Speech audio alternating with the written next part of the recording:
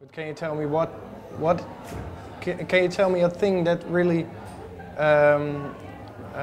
changed your life, as you mentioned? Well, the fact that I'm sitting here doing this interview with you and I'm a long way from home, I mean, stuff like that had never happened to me before a couple of years ago, you know? Or being in that magazine you have in your hand there or whatever.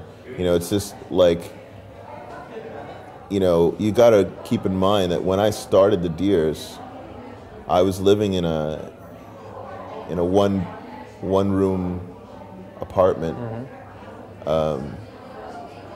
sometimes going 3 days without eating, just drinking water, and because I had no money and I was broke. I was the typical starving artist. I was literally starving, and I was an artist, just trying to. And you know, at that time, I was writing our first album,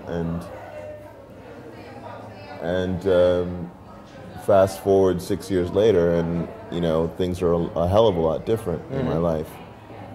So there's a part of that starving artist that I want to hold on to. And why is that? Because you want to remember your past? Well, or want to remember where you actually came from? I think that's very important, you know. I mean, some people want to remember where they came from on a, you know, sort of a nationalistic or racial level, you know, like maybe I want to go back to my African roots or whatever. Thing is my family's so mixed up that, you know, only part of me is like African, you know. But so that's, you know, that doesn't make sense. So really, you know, when I think about my whole life, there are certain aspects of, you know, of that I'm happy to shed and happy to leave behind. But there are certain aspects that I don't want to forget. And I think that those aspects are what keep me writing and keep me grounded and never let me lose sight of who I really am underneath being in a magazine or someone asking me for my autograph. Is that difficult to hold on to that? To remember where you came from? Not really, because from where, you know, in Montreal and the neighborhood that I moved into recently, you know, it's very grounding. I live in an extremely working class neighborhood, and it's all immigrants from all over the place.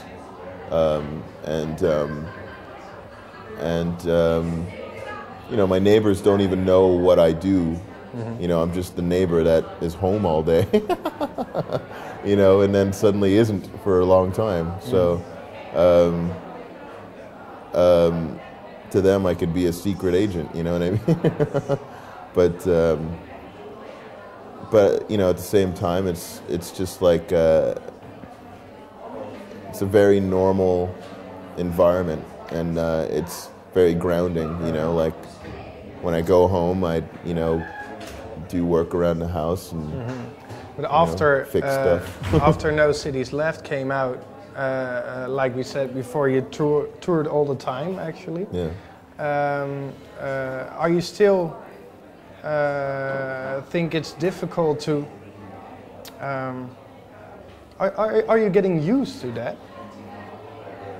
You know, all the touring, just because your life has changed. Actually. I'm getting, now I have to get back into it because, you know, when we got home in July, we, you know, we were home for a while and, you know, settled into Montreal for a bit, nested, and just kind of like hung around, had barbecues, whatever, you know, just got back into being at home, and it was great, you know. And then the winter came, and then you're really home, and then and now, you know, I'm starting to see the schedule coming up, and it's kind of scary, but it's like, you know, well, it's not like I haven't done it before, you know, except this time we kind of know a little, because we were kind of, a lot of the times during the period of No Cities Left, a lot of stuff was happening that we weren't expecting to happen, you know.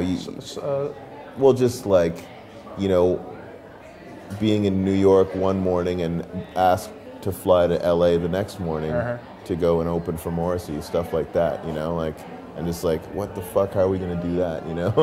Have you talked to him? Sorry? Have you talked to him, to Morrison? No. No. Well, I mean, I spoke to him once when I met him, but not since then. All right.